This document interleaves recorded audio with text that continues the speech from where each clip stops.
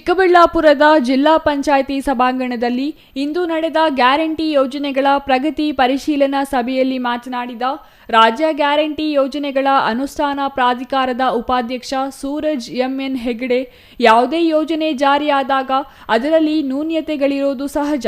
ಅವುಗಳನ್ನು ಸರಿಪಡಿಸಿಕೊಂಡು ಸಮರ್ಪಕ ಅನುಷ್ಠಾನ ಮಾಡುವ ಗುರಿಯೊಂದಿಗೆ ನಡೆಯುತ್ತಿರುವುದಾಗಿ ಅವರು ಹೇಳಿದರು. ಗೃಹಲಕ್ಷ್ಮಿ ಯೋಜನೆ ಹಣ ಕಳೆದ 3 ತಿಂಗಳಿನಿಂದ ಬಂದಿಲ್ಲ.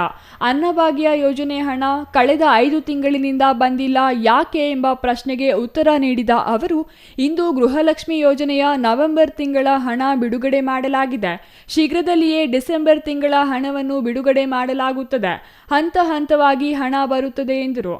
ಇನ್ನು ಅನ್ನಭಾಗ್ಯ ಯೋಜನೆಯ ಹಣ ಬಾರದಿರುವ ಪ್ರಶ್ನೆಗೆ ಪ್ರತಿಕ್ರಿಯೆ ನೀಡಿ ಅದನ್ನು ಶೀಘ್ರದಲ್ಲಿಯೇ ನೀಡಲಾಗುವುದು ಎಂದರು.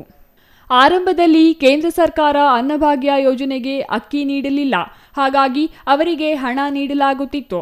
ಇದೀಗ ಕೇಂದ್ರ ಸರ್ಕಾರ ಅಕ್ಕಿ ನೀಡೋದಾಗಿ ಹೇಳಿರುವ ಕಾರಣ ಮುಂದಿನ ತಿಂಗಳಿನಿಂದ ರಾಜ್ಯದ ಎಲ್ಲ ಕುಟುಂಬಗಳಿಗೂ ಅಕ್ಕಿ ವಿತರಿಸಲಾಗುತ್ತದೆ ಎಂದರು. ಪಂಚ ಗ್ಯಾರಂಟಿಗಳು ರಾಜ್ಯದ 97% ಹೆಚ್ಚು ಮಂದಿಗೆ ನೇರವಾಗಿ ತಲುಪುತ್ತಿವೆ. ರಾಜ್ಯದ ಗ್ಯಾರಂಟಿ ಕಂಡು ಇತರೆ ರಾಜ್ಯಗಳು ಅನುಷ್ಠಾನ ಮಾಡುತ್ತಿವೆ ಎಂದರು.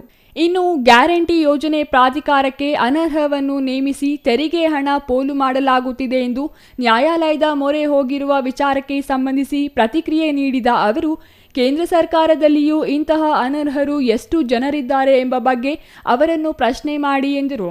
ದಲಿತರ ಅನುದಾನ ಗ್ಯಾರಂಟಿಗಳಿಗೆ ಬಳಸಿದ ವಿಚಾರಕ್ಕೆ ಸಂಬಂಧಿಸಿ ಪ್ರತಿಕ್ರಿಯೆ ನೀಡಿ ಎಲ್ಲವನ್ನೂ ಜನರಿಗೆ ನೀಡಲಾಗುತ್ತಿದೆ ಎಂದರು. ಈ ಸಂದರ್ಭದಲ್ಲಿ ಗ್ಯಾರಂಟಿ ಯೋಜನೆ ಪ್ರಾಧಿಕಾರದ ಚಿಕ್ಕಬಳ್ಳಾಪುರ ಜಿಲ್ಲಾಧ್ಯಕ್ಷ ಯಲ್ಲುವಹಳ್ಳಿ ರಮೇಶ್, ಜಿಲ್ಲಾಧಿಕಾರಿ ಪಿಎನ್ ರವೀಂದ್ರ, ಜಿಲ್ಲಾ ಪಂಚಾಯಿತಿ ಸಿಇಒ ಸೇರಿದಂತೆ ಇತರರು ಹಾಜರಿದ್ದರು. ಸಿಗ್ತಾ ಇದೆ. ಮೊದಲು ಸೆಂಟ್ರಲ್ ಗೌರ್ಮೆಂಟ್ ಕೊಡೋಕೆ ಒಪ್ಕೊಂಡಿರಲಿಲ್ಲ. ಈಗ ಅವರು ಒಪ್ಕೊಂಡಿದ್ದಾರಲ್ಲ ಕೊಡೋದಕ್ಕೆ. ಕೊಟ್ಟ ಮೇಲೆ ನಾವು ತೊಗೊಳಕ್ಕೆ ರೆಡಿ ಇದ್ದೀವಿ. ನಾವೇನು ಬೇಡ ಅಂತ ಹೇಳಿರಲಿಲ್ಲ.